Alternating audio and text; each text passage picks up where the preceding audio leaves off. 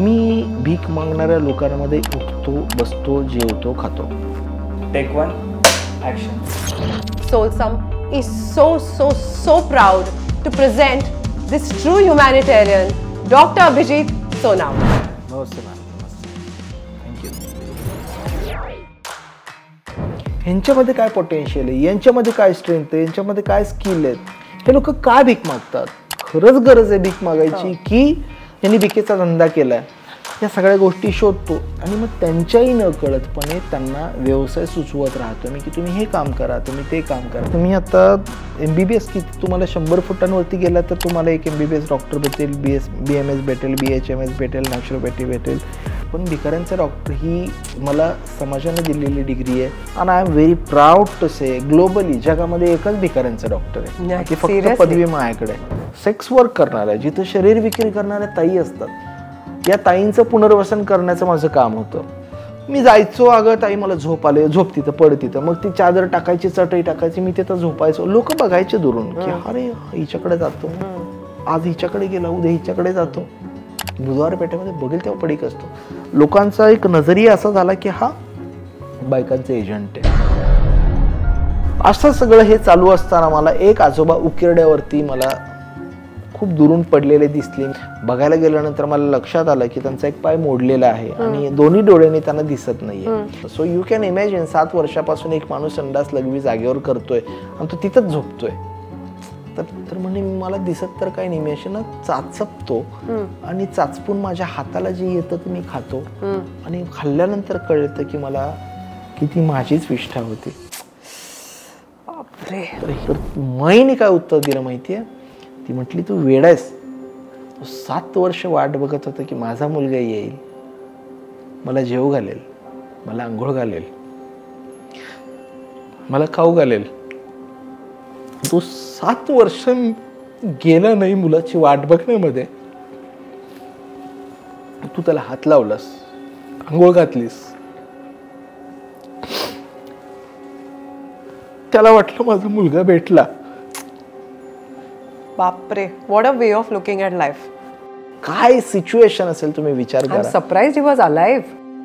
मग लोक मला तेव्हापासून भिकाऱ्यांचे डॉक्टर, भिकाऱ्यांचे डॉक्टर, भिकाऱ्यांचे डॉक्टर म्हणायला लागले आणि म्हणून ते डॉक्टर फॉर बेगर्स. एक्झॅक्टली.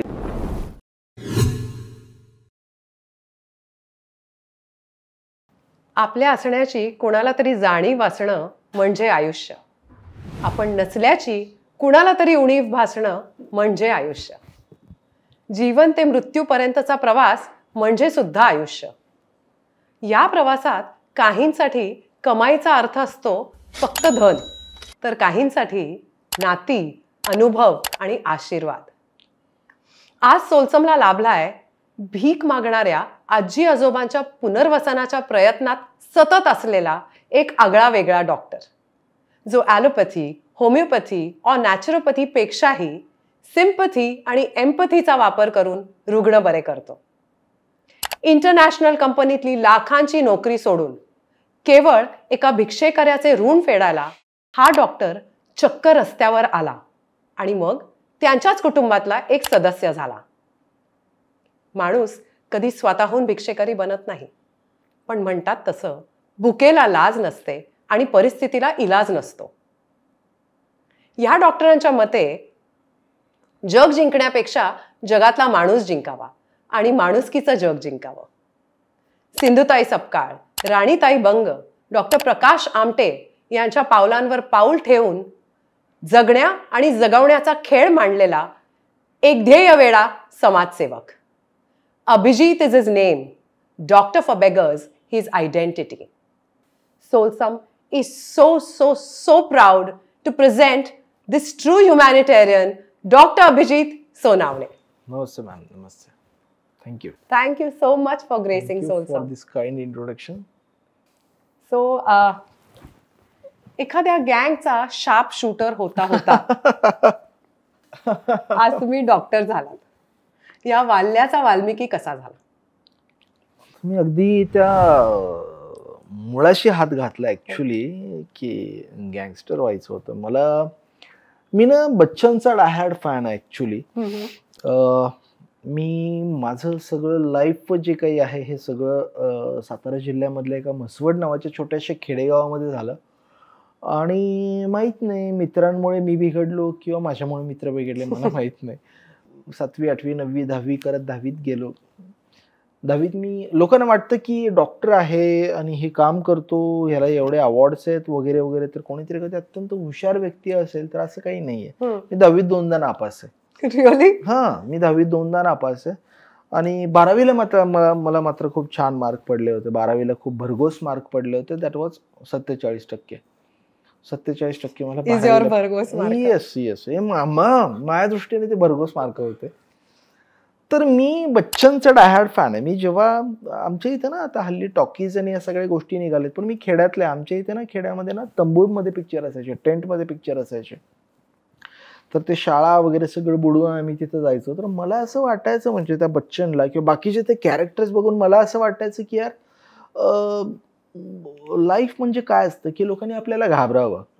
म्हणजे मी बघायचो होतं गब्बर सिंग किंवा बच्चन असेल असं एखाद्या बाजारपेठेतून चाललंय, टॉक टॉक टॉक बुटांचा आवाज येतोय आणि मग तो चाललाय आणि लोक सगळे अरे हा आला तो आला आणि गब्बर आ गया असं म्हणत लोक दार खिडक्या लावायचे. तर मला असं वाटायचं माझं आडनाव सोनावणे असल्यामुळे मला सगळे सोन्या म्हणायचे.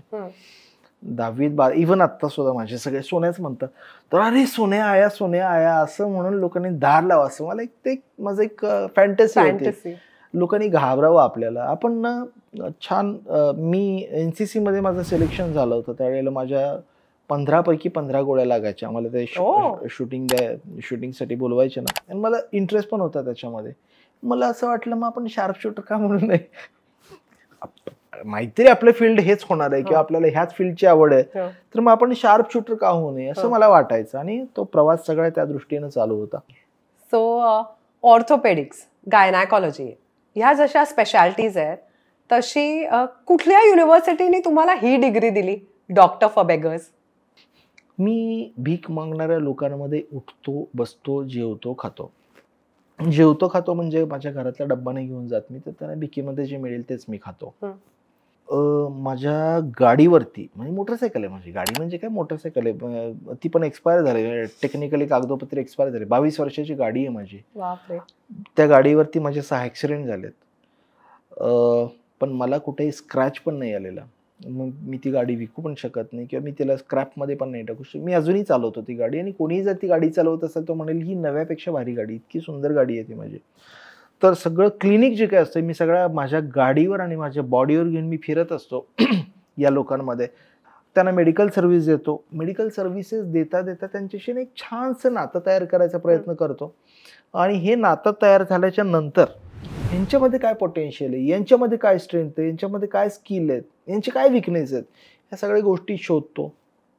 हे लोक का भीक मागतात, कशासाठी भीक मागतात, खरंच गरज आहे भीक मागायची की यांनी भिकेचा धंदा केलाय, या सगळ्या गोष्टी शोधतो. आणि मग त्यांच्याही न कळतपणे त्यांना व्यवसाय सुचवत राहतो मी की तुम्ही हे काम करा, तुम्ही ते काम करा, तुम्ही ते काम करा, ते काम करा.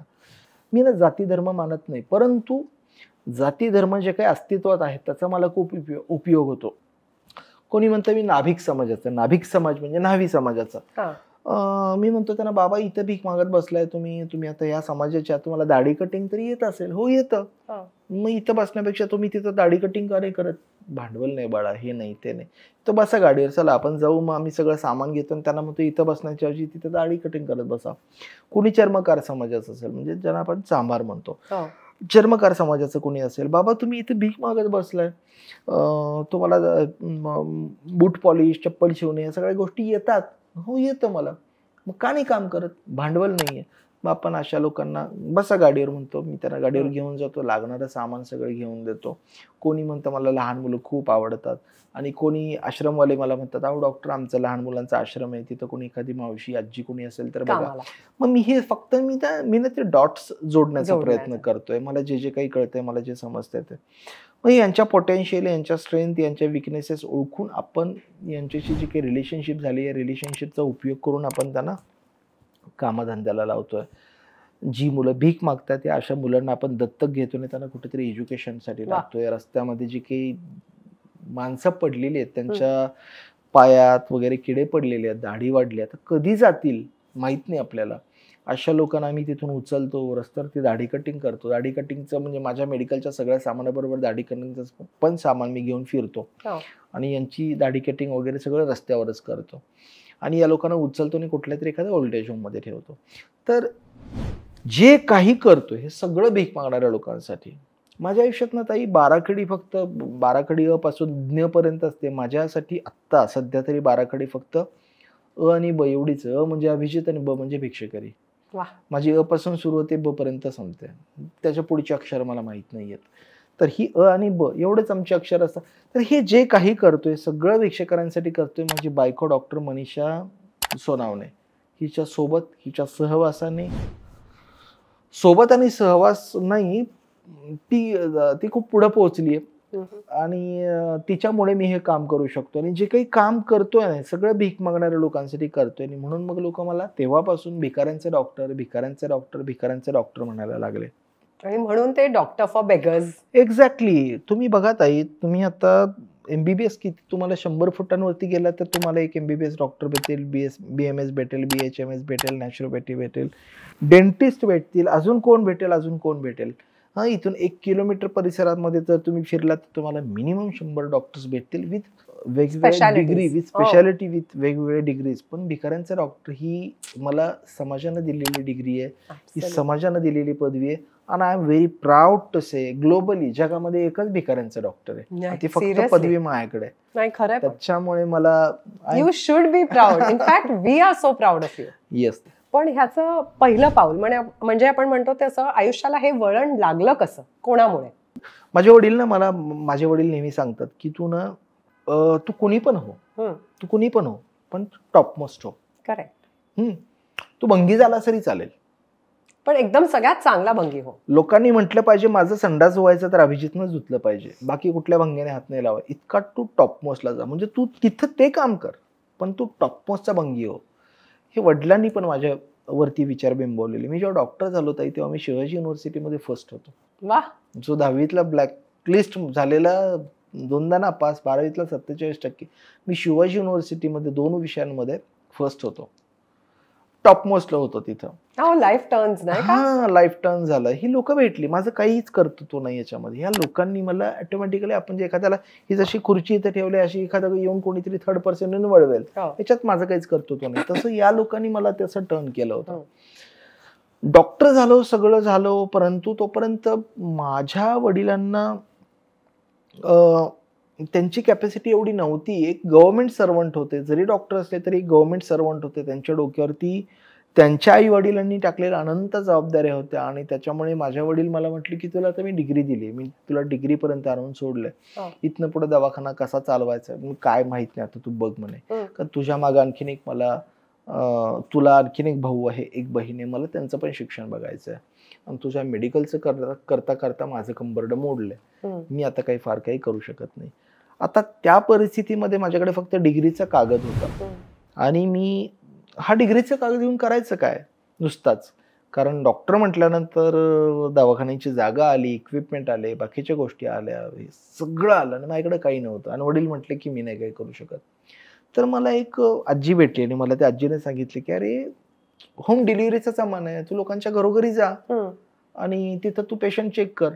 मलाही ते पटलं. मग मी त्या काळामध्ये सगळ्या अंगावरती असं आत्ता जसं मी म्हटलं तसं सगळ्या अंगावरती वजन घेऊन लोकांच्या घरोघरी जायचो आणि पुण्याच्या आसपासची जी खेडी होती तिथं मी जायचो आणि तिथं लोकांना मी दार वाजवायचो एखाद्या आणि मी म्हणायचो मी डॉक्टर आहे. तर गंमत अशी होती की मी खेड्यातला साधा नॉर्मल पोरगा, बुटात पाय घातल्यानंतर कसं वाटतं हे मला 2004 का 5 साली मला कळलं. तोपर्यंत मी बूट घातलेला नव्हता. तोपर्यंत मी स्लीपर म्हणजे कुठं जी तुमच्या टॉयलेटच्या बाहेर ठेवलेली असते स्लीपर, ज्याला हे नसते, टाच नसते बघा. जनरली अशा चप्पल, झिजलेली चप्पल जी असते आपण ती खराब आहे आता कुठं बाहेर वापरणार म्हणून आपण ती टॉयलेटची इथे ठेवतो. म्हणजे आमच्या तरी घरचं सांगतोय मी, म्हणजे मी जे बघितले ते मी सांगतोय. तर अशा चपला घालून मी स्लीपर घालून, वडिलांची पॅन्ट, म्हणजे वडील असे जाड आहेत, मी जरा बारकोळ आहे, तर वडिलांचे अल्टर केलेल्या पॅन्टी घालायचो मी. त्या अल्टर केलेल्या पॅन्ट मला कधी व्हायची नाही. त्याला ना बक्कल असायचं ना काही असायचं, मग ते बक्कल नाही ते दिसू नये, मग कुठेतरी मी काहीतरी असं करून लावायचो ते पॅन्ट, मग ते दिसू नये मग मी सोडलेलं शर्ट असायचं, असे विस्कटलेले केस, काळा सावळा एक पोरगा, इकडे किकडे किकडे बॅग, असे ओघळणारा घाम. पुणेरी भामटा नावाचा एक आपल्या इथे एक शब्द आहे, तर लोकांना वाटतं हा भामटा आहे, कोणीतरी पुण्यातनं आलेला आहे, कंपाऊंडर असेल हा कोणीतरी, डॉक्टर म्हणून सांगतो, आमच्या घरातील एखादी छान मस्त असं एखादी वस्तू उचलून पळून जाईल, मला लोक घरात घ्यायचे नाहीत. तो काळ सगळ्यांना फ्रस्ट्रेशनचा होता. मी क्वालिफाईड डॉक्टर होतो, मी युनिव्हर्सिटी टॉपर डॉक्टर होतो, पण लोक काय करतात, लोक तुमच्या अटायरकडे बघतात, लोक तुमचे कपडे काय घातले तुम्ही ते बघतात, लोक तुमचं नॉलेज काय आहे, लोक तुम्हाला त्याच्यावरती नाही जज करत, लोक तुम्ही कसे दिसता कसे आहात त्याच्यावरती जज करतात. या सगळ्या गोष्टींमध्ये मी फ्रस्ट्रेट झालो होतो. आणि अशा काळात मला एक आजोबा भेटले. ते आजोबा एका ठिकाणी भीक मागायचे. मला त्यांनी गोळ्या औषधं मागितल्या, आमची ओळख झाली, तर तो फार मोठा प्रसंग आहे. पण जेव्हा मी त्या आजोबांना भेटलो त्यावेळेला मला त्या आजोबांशी भेटल्यानंतर मला असं जाणवलं, मला असं कळलं की त्या आजोबांचे ना 5 स्टार हॉटेल होते महाराष्ट्राच्या बाहेर. तर मी स्टेट पण सांगत नाही, मुद्दाम माहित नाही कुठलं तरी स्टेटवाले कुठं काय असं म्हणेल, तर महाराष्ट्राच्या बाहेर एका स्टेटमध्ये त्यांचे 3 5 स्टार हॉटेल होते. त्यांच्या मुलाने आणि त्यांच्या भावाने त्यांना प्रॉपर्टीमधून बेदखल करून घराच्या बाहेर काढलं होतं, हकलून दिलं होतं, आणि आज त्यांची ही अवस्था होती. ते भीक मागत होते. ही वॉज वेल एज्युकेटेड, सुशिक्षित, संस्कारित होते ते. आणि माझी त्यांची ओळख झाली आणि मला खूप वाईट वाटलं, अरे यार माणसं म्हणजे माझ्या लाईफमध्ये मी आता नुकता पासआउट झालेला एक मुलगा होतो आणि हे असलं काहीतरी बघायची सवय नव्हती मला ते बघून आश्चर्य वाटलं, वाईट वाटलं. सगळ्याच्या काही असतात त्या गोष्टी आल्या आणि त्यांच्याशी बोलल्यानंतर मला हे जाणवलं की अरे त्यांचं असं झालंय म्हणून. आणि माहित नाही का, परंतु मी त्यांच्याकडे ओढला गेलो आणि ते माझ्याकडे ओढले गेले. गंमत काय होती, 2 समदुःखी लोक एकत्र येतात. मला माझे आई वडील सगळे होते, पण माझे आई वडील was unable to help me. बरोबर. ते असून नसून सारखे होते मला. त्या भावांना मुलगा, भाऊ, अमुक तमुक सगळे होते, परंतु तरी सुद्धा ते आज रस्त्यावर होते. म्हणजे 2 आम्ही लोक असे होतो की ज्यांना सगळे आहेत परंतु तरी एकटे आहेत. You were looking for a shoulder. Exactly. तर त्यांनी माझा तो खांदा घेतला, मी त्यांचा खांदा घेतला. आणि मग तो त्यांचा आणि माझा सहवास जो होता हा साधारणपणे जवळपास 2 वर्षाचा, म्हणजे 1999 आणि 2000. आणि मला मी त्या आजोबांना विचारायचो की बाबा तुम्ही इतके श्रीमंत होतास, ठीक आहे आज अशी परिस्थिती, पण मला पण काहीतरी पैसे कमवायचा मार्ग सांगा ना, मला पण पैसे कमवायचा मार्ग सांगा, कसं श्रीमंत व्हायचं मला पण सांगा. आणि त्या आजोबांनी मला कधीच श्रीमंत कसं व्हायचं ते सांगितलं नाही. ते म्हणायचे, बाळा तू सारखं पैसे पैसे पैसे नको करूस, तू ना एक छान अधिक माणूस बनण्याचा प्रयत्न कर.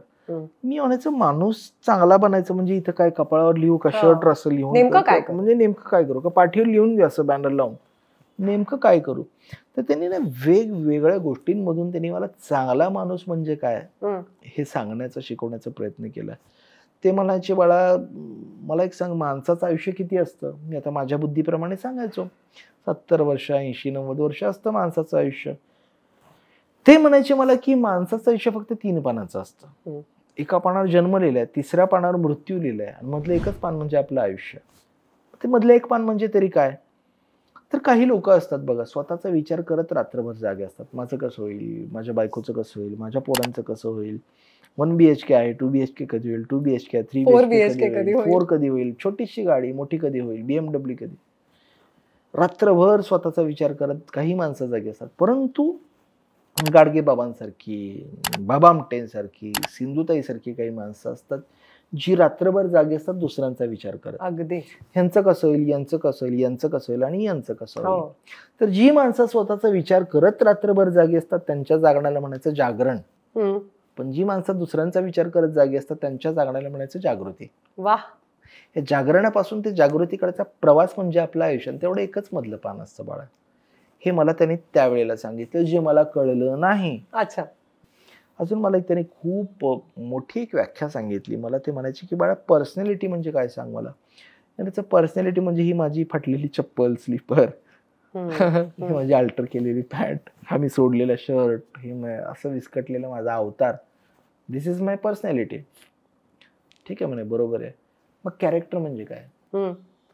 ते म्हटले ज्या वेळेला सगळे लोक आपल्याला बघत असतात उदाहरणार्थ आत्ता लोक तुम्हाला बघतात, आत्ता लोक मला बघतात या माध्यमातून. ज्या वेळेला सगळे लोक आपल्याला बघत असतात त्यावेळेला आपण जे काही वागतो, बोलतो, करतो, दिसतो त्याला म्हणायचं पर्सनॅलिटी.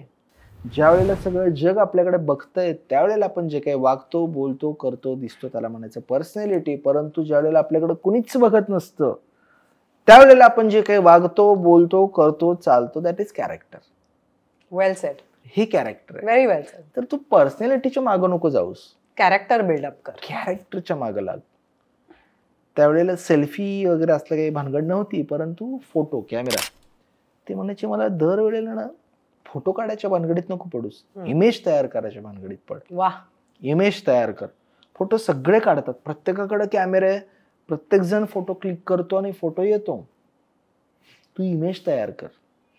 हे पण मला खरं तर काही कळलेलं नव्हतं. अगदी प्रामाणिकपणे सांगायचं, यार बाबा बोलतात काय, मी विचारतो काय. पण एक दिवस असा आला की मी वैतागलो त्या सगळ्या गोष्टींना आणि तिथून मी बाहेर पडलो. मग मी जॉब सर्च केला. मग मला 1 जॉब 2 जॉब 3 जॉब करत राहिलो. पद, पैसा, प्रतिष्ठा जास्तीत जास्त कुठे मिळेल, पेपरमध्ये सर्च कर, इकडे सर्च कर, तिकडे सर्च कर, सगळीकडे सर्च करत राहिलो. आणि मला फॉर्च्युनेटली एका इंटरनॅशनल कंपनीमध्ये मला जॉब मिळाला आणि मी तिथं जीव तोड मेहनत केली, मनापासून मेहनत केली मी. आणि मी खूप हाय पोस्टला पण गेला, खूप हाय पोस्टला. मला दर वर्षाला एक प्रमोशन मिळालं आणि मी खूप हाय पोस्टला होतो.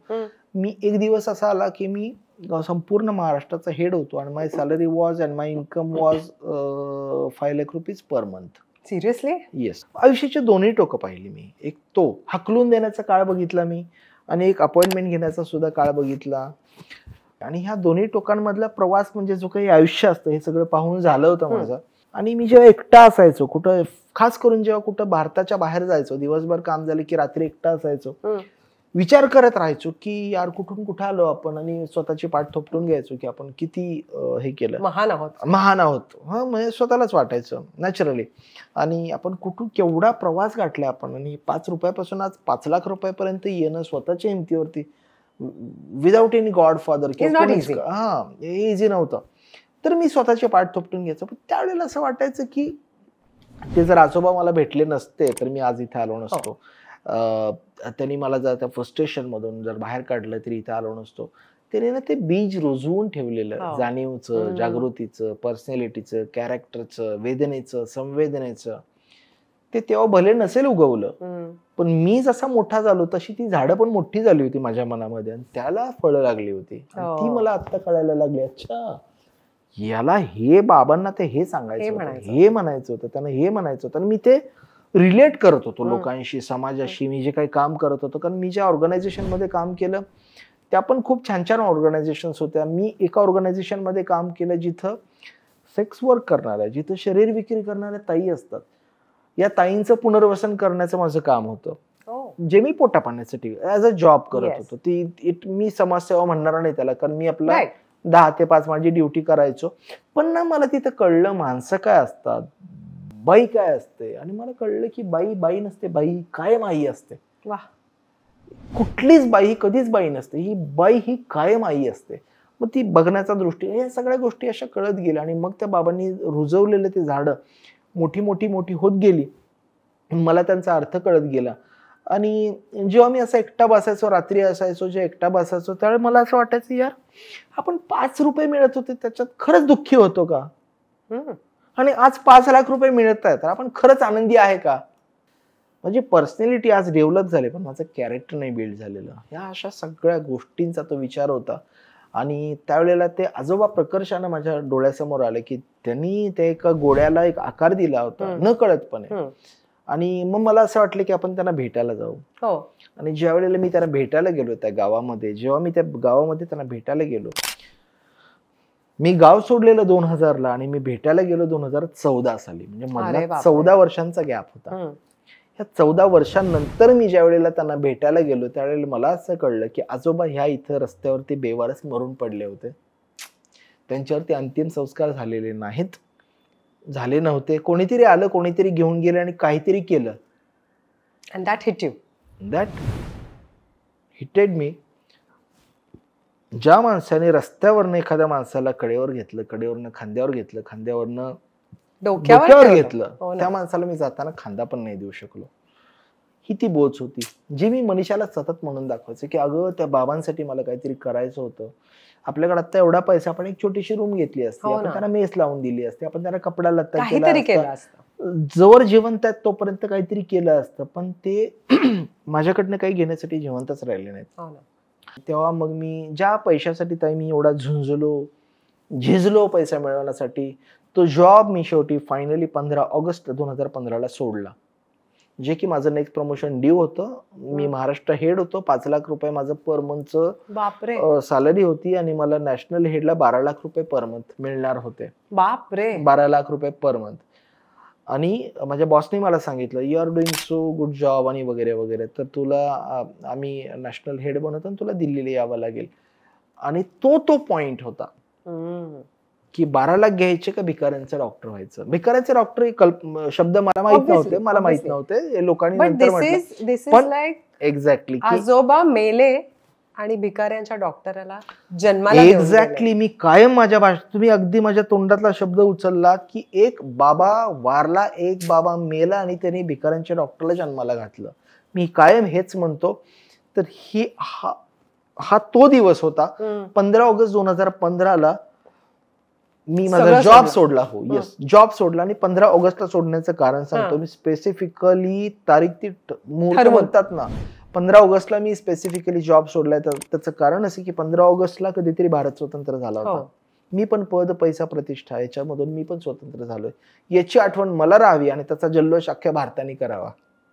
वा मला लोक माझी जन्मतारीख विचारतात, त्यावेळी मी सांगतो माझी जन्मतारीख आहे 15 ऑगस्ट 2015.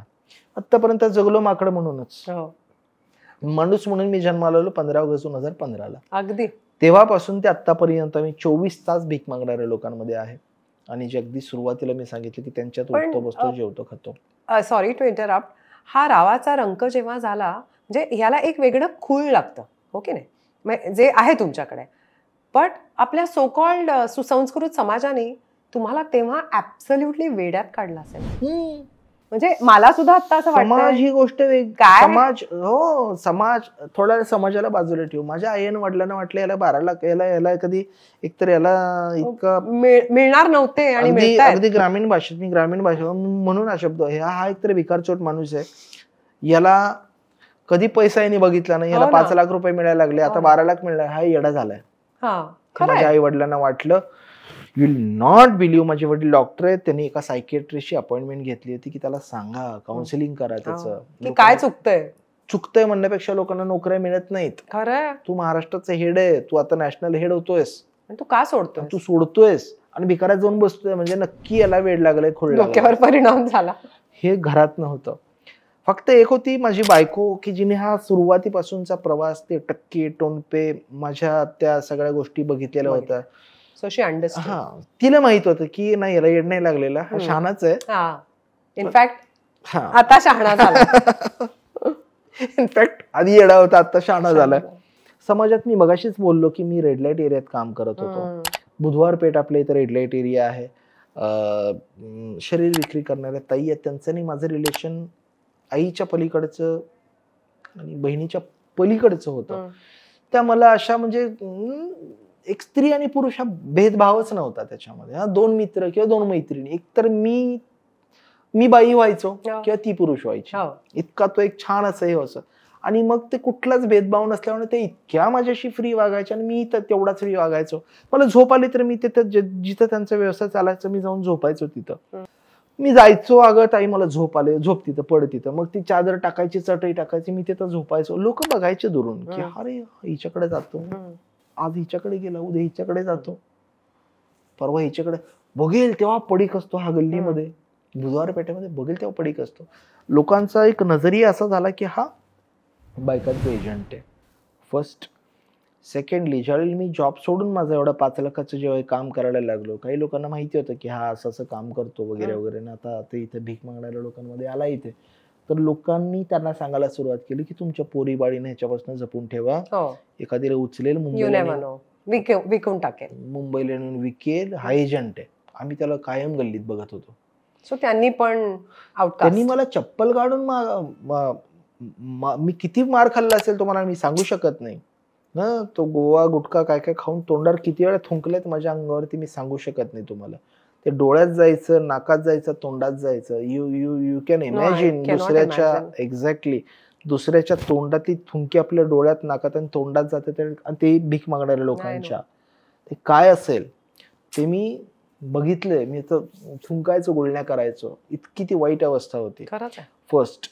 सेकंड, डॉक्टरची जात म्हटलं तर लोक देव समजतात, म्हटलं तर लोक नालायक पण समजतात, जी काही आपल्यातल्याच डॉक्टरांनी थोडीशी बदनाम केलेली आहे. लोकांना वाटायचं 5 लाखाची नोकरी सोडून इथं आलाय म्हणजे हा तुमच्या किडन्या काढून विकेल. हो, अरे बापरे. तुम्ही गरीब आहात, तुमचा काही कोणी वाली नाहीये, त्यांना ते वाटायला लागलं. तुमच्या किडन्या काढून विकेल, ह्याला येऊ देऊ नका. अजून बऱ्याचशा काही गोष्टी अशा केल्या. मी जेव्हा एखादा कुठला त्रास असायचा मी त्यांना म्हणायचं आपण ब्लड टेस्ट करू, तुमचं मला काय झालंय तुम्हाला ते कळेल. तर ब्लड टेस्ट करताना किती 2 cc ब्लड घेतलं जातं. तर खूप लोकांनी त्यांच्या डोक्यात घातलं की हा माणूस एवढं एवढं एवढं एवढं करून बॅरल भरून रक्त साठवतो आणि अमेरिकेला नेऊन विकतो आणि त्याला करोडो रुपये मिळतात. मिथ होता हे. त्या लोकांना बॅरल भरून तुमचं रक्त काढून हा विकतो. मग लोक मला जेव्हा ब्लड काढून घ्यायचं ना, पैसे द्या, आम्हालाही पैसे द्या ना. कसले पैसे बाबा, तुझ्या तपासणीला 2-3 हजार रुपये मला घालवायचे. तुम्हाला मिळतात ना 50,000, आम्हाला 500 रुपये द्या की त्यातले. तेव्हा मला हे कळलं की अच्छा हे माझ्याबद्दल कोणीतरी असं पसरवत आहे. तर तो हा काळ होता सगळा. मग खरी सुरुवात तुमची कधीपासून झाली त्यांच्यासाठी काम करण्याची? म्हणजे त्यांचा ऍटिट्यूड तुमच्याकडचा, तुमच्याबद्दलचा कधी चेंज झाला? हे सगळं चालू होतं नाटक सगळं असं 3 वर्ष पार पडली. मी 2015ला जॉब सोडला होता. मला चांगलं आठवतं, एप्रिल 2018. ओके. मी मोटरसायकलवरनं मी काय करायचं म्हणजे मला भीक मागणारे लोक कुठे भेटतील, कुठे दिसतील, तर मी माझ्या डोक्याला कॅप लावायचं, गॉगल असायचं, रुमाल असायचं आणि मोटरसायकलवरनं मी फिरायचं, दुरून ऑब्झर्व करायचो. दुरून ऑब्झर्व करताना मला ना समाजातल्या रूढी परंपरा ज्या काही आहेत त्या समजायला लागल्या हळूहळू. म्हणजे बघा, आपण ना लोक जसे एकमेकांना अपॉइंटमेंट देतात ना, तसे आपण देवांना सुद्धा वार वाटून दिलेत. आपण सोमवार शंकराला दिलाय, मंगळवार देवीला दिलाय, बुधवार गणपतीला दिलाय, गुरुवार साईबाबा स्वामी समर्थाला दिलाय, शुक्रवार अल्लाला दिलाय, शनिवार मारुतीला दिलाय, रविवार येशूला दिलाय. ज्या दिवशी ज्या देवाचा वार असतो त्या दिवशी तिथं भक्तांची गर्दी जास्त असते. जिथं भक्तांची गर्दी जास्त असते बाहेर भीक मागणाऱ्या लोकांची गर्दी जास्त असते. कधी ऑब्झर्व करा, सोमवारी शंकराचं मंदिर, गुरुवारी साईबाबाचं मंदिर, शुक्रवारी कुठली दर्गा आणि मस्जिद बघा, शनिवारी मारुतीचं मंदिर बघा. तर मंडळी जातात, आतमध्ये पाया पडतात, नमस्कार करतात, परत येतात आणि बाहेर येताना भीक मागणाऱ्या लोकांना काहीतरी देतात. तर मी दरवेळेला ह्या लोकांना विचारायचो पूर्वी की तुम्ही आज जाऊन करता काय, मंदिरात, मशिदीत, गुरुद्वारा, चर्चमध्ये जाऊन करता काय? तर लोक म्हणायचे की आम्ही प्रार्थना करतो, आम्ही नमाज पडतो, आम्ही प्रेयर करतो आणि भीक मागतो. तर मी त्यांना म्हणायचो तुम्ही प्रार्थना करता, नमाज पडता, प्रेयर करता म्हणजे काय करता? तर बाबा मी माझ्या बायकोसाठी हे मागितलं, मुलासाठी हे मागितलं, स्वतःसाठी हे मागितलं. तर कसं येतं, आपण ज्यावेळी स्वतःसाठी काहीतरी मागतो ना त्यावेळी ती खरं तर लाचारी असते. म्हणजे दुसऱ्यासाठी काहीतरी मागायला जातो ना त्यावेळी ती प्रार्थना होते, प्रेयर होते, नमाज होतो. मी नेहमी असं सांगतो की आपण जेव्हा नमस्कार करतो, प्रार्थना करतो त्यावेळी ही असा हात करतो आपण, 10 बोटं एकत्र येतात. तुम्ही जर नमाज पडायला गेलात तर तो असा नमाज पडला जातो, असा नमाज पडला जातो. आणि तुम्ही जर प्रेयर जर करायला गेलात तर गॉडच्या समोर, येशूच्या समोर उभं राहून अशी गुडघे टेकून अशी प्रेयर करावी लागते. ब्युटिफुल. पण ज्या वेळेला हीच 10 बोटं एकत्र घेऊन तुम्ही दुसऱ्याच्या दुःख, दुसऱ्याच्या अश्रू पुसण्यासाठी जेव्हा काहीतरी त्याला देत असतात त्यावेळी सुद्धा 10 बोटं एकत्र येतात. आणि ज्या वेळेला अशी 10 बोटं एकत्र येतात ना त्यावेळेला मग तुम्हाला प्रार्थना, तुमची नमाज, तुमची प्रेयर झालेली असते, कुठेतरी झालेली असते. तर ही सेवा आहे. जेव्हा आपण ह्या 10 बोटांनी काहीतरी दुसऱ्याला द्यायला लागतोय त्यावेळी ते ऑटोमॅटिक तिथे होतं. द्यायचं म्हणजे काय, चादरी ब्लँकेट देणं म्हणजे समाजसेवा नाही आहे, ते एक फॅड आहे. काहीतरी दिलं म्हणजे आम्ही समाजसेवा केली, तर असं काही नाहीये. समोरच्या माणसाला बरं वाटावं, समोरच्या माणसाचं दुःख कमी व्हावं यासाठी तुमच्याकडे पैसा असेल तुम्ही पैसा द्या, तुमच्याकडे वस्तू असेल तुम्ही वस्तू द्या, आणि तुमच्याकडे काहीच नसेल तरी हरकत नाही, तुम्ही एखाद्याचे डोळे तरी पुसू शकता ना. अगदी. एखाद्याच्या खांद्यावर तरी हात ठेवून अरे रडू नकोस, मी आहे ना तुझ्या. प्रेम हवं शेवटी. एखाद्याचा हात धरून आय एम विथ यू म्हणू शकता ना. अगदी. कुठं पैसा लागला, कुठं काही वस्तू लागली, काय लागलं, लोक म्हणतात आम्ही समाजसेवा केली असते पण आमच्याकडे पैसे नाहीत. पैसा असणारी व्यक्ती म्हणजे समाजसेवेचा आणि पैशाचा संबंधच नाही नाहीये. इथं काही. असा तो सगळा माहोल होता. हे मला हळूहळू कळलं सगळं. हे एका रात्रीत एका दिवसात आलेलं Obviously. नाहीये, हे मला हळूहळू समजलं. असं सगळं हे चालू असताना मला एक आजोबा उकिरड्यावरती मला खूप दुरून पडलेले दिसले. मी त्यांना बघायला गेल्यानंतर मला लक्षात आलं की त्यांचा एक पाय मोडलेला आहे आणि दोन्ही डोळ्यांनी त्यांना दिसत नाहीये. मी जेव्हा आणि उकिरड्यात पडले होते ते, मी जेव्हा त्यांना भेटायला गेलो त्यावेळेला बोललो त्यांच्याशी. मी त्यांच्या 5 फुटावर जाणं सुद्धा खरं तर अवघड होतं, कारण त्या आजोबांना उठता बसता येत नव्हता. त्याच्यामुळे ते जागेवरच टॉयलेट करायचे आणि त्यांचे टॉयलेट बाथरूम जागेवरच असायचे आणि ते त्याच टॉयलेट बाथरूम मध्ये स्वतःच्याच पडून राहिलेले असायचे. अरे बापरे. आणि असं गेल्या 7 वर्षापासून सुरू होतं. सो यू कॅन इमॅजिन 7 वर्षापासून एक माणूस संडास लघवी जागेवर करतोय आणि तो तिथंच झोपतोय, तर दिवस रात्र, त्याच्यात पाऊस आहे, पाणी आहे, अमुक आहे तमुक आहे, तर ते काय सिच्युएशन असेल तुम्ही विचार करा. Surprise he was alive. आणि ही वॉज अलाइव्ह. त्याचं पुढं मी सांगतो तुम्हाला व्हाय ही वॉज अलाइव्ह. मी गेलो, त्यांना तिथं बघितलं, म्हटलं बाबा काय हो तुम्ही असं तसं. आणि मला तिथं कळलं की बाबा गव्हर्नमेंटचे क्लास 2 ऑफिसर होते आणि त्यांना त्यांच्या मुलाने आणि बिलीव्ह मी त्यांच्या बायकोने काहीतरी भांडणं झाली, वादावादी झाली, घरातनं बाहेर ते रागाने घराच्या बाहेर पडले. वाटेतून येताना एका ट्रकने का कोणीतरी त्यांना उडवलं, ऍक्सिडेंट झाला, ते तिथंच पडले ते तिथंच पडले. मी म्हटलं बाबा तुमच्या मी बायको मुलगा याचा नंबर द्या, मी कळवतो जाऊन. तर म्हणे नाही, रोज इथून येतात जातात ते. हा, ते त्यांना माहिती मी इथं पडलेलं आहे ते, तर काही उपयोग नाही म्हणे त्यांचा नंबर आणि हे घेऊन, तुम्ही काही नका करू. म्हटलं बाबा मी काय करू तुमच्यासाठी. तर म्हणे काही नका करू. म्हटलं बाबा 7 वर्ष तुम्ही इथं जगतो, मला इथं एवढ्या आडबाजूला खायला कोण आणून देतं. तर म्हणे लोक ना मला असा वडा टाकतात, पाव टाकतात किंवा कोणीतरी काहीतरी टाकतं आणि दिसत नाही त्यांना. ताई तुमच्या डोळ्यात पाणी येतं. मी इतका रडलो होतो आयुष्यामध्ये, मी माझ्या आयुष्यात इतका कधी रडलेलो नव्हतो. तर म्हटलं बाबा तुम्ही जगताय कसे, जगला कसे, तुमचं खायला प्यायला कोण आणून देतं. तर म्हणे कोणीतरी वडापाव फेकतं, कोणीतरी काय फेकतं, माझ्या जवळ नाही येऊ शकत म्हणे डॉक्टर, कारण ना मी अशा परिस्थितीत तिथं राहतोय की मला असं कोणी हातात आणून देणार नाहीये माझं. मग म्हटलं बाबा कसं काय तुमचं. तर म्हणे मला दिसत तर काही नाही, मी अशी ना चाचपतो आणि चाचपून माझ्या हाताला जे येतं ते मी खातो आणि खाल्ल्यानंतर कळतं की मला किती माझीच विष्ठा होती. तर हे ऐकून ना मी स्वतः इतका रडलो होतो त्यावेळेला की मी तुम्हाला सांगू नाही शकत की ही घटना आणि ते सांगणारे ते व्यक्तीचे ते शब्द आणि या सगळ्या गोष्टी, असं ते सगळं होतं. मग मी त्या आजोबांना तिथून रस्त्यावरतीच आंघोळ, फर्स्ट केस आहे माझ्या आयुष्यातली, त्यांना रस्त्यावरतीच आंघोळ पांघोळ घातली, त्यांना तिथून उचललं, पहिल्यांदा हॉस्पिटलमध्ये ॲडमिशन करून त्यांच्या पायाचं केलं, त्याच्यानंतर त्यांच्या डोळ्यांचं केलं. आणि त्याच्यानंतर ना माझ्याकडे स्वतःचं काही नाही आहे, कुठल्याही 4 भिंती माझ्याकडे नाही आहेत, पण ज्या काही समाजामध्ये आहेत ओल्ड एज होम्स, मी तिथं त्यांना घेऊन गेलो एका ठिकाणी. एक विजय फळणीकर नावाचे एक खूप मोठी व्यक्ती आहे, मला सिनियर आहेत आणि त्यांनी खूप विचित्र अवस्थेमध्ये दिवस काढलेले आहेत. त्यांचं बालपण तुम्ही ऐकाल तर अंगावरती शहारे येतात. तर त्या माणसाने जाणीव ठेवून अशा लोकांसाठी एक वृद्धाश्रम काढलेला आहे जो सिंहगड रोडला आहे. तर त्यांची माझी ओळख या निमित्तानं काही ना काही कारणांमुळे झाली होती. मी त्यांना म्हटलं सर माझा एक माणूस तुम्ही घ्याल का, माझ्याकडे काहीच नाहीये. तर म्हणे घेऊन ये त्यांना. आणि त्यांचं मी त्यांना सगळी परिस्थिती सांगितली. 7 वर्ष माणूस स्वतःची विष्ठा खाऊन जगलाय म्हटलं. तर म्हटलं ह्यांना जितकं काही चांगलं करता येईल तेवढं करा. तर ना त्यांना एक AC रूम दिली, त्यांच्याकडे अटेंडंट ठेवले 2 वगैरे वगैरे असं सगळं. आणि मी आय वॉज हॅपी की आता चलो एका माणसाचं आपण खूप छान काहीतरी करू शकलो. तुम्हाला सांगतो ताई 7व्या का 8व्या दिवशी मला विजय फळणीकर सरांचा फोन आला की अरे अभिजित तू आणलेला माणूस गेला. म्हणजे गेला.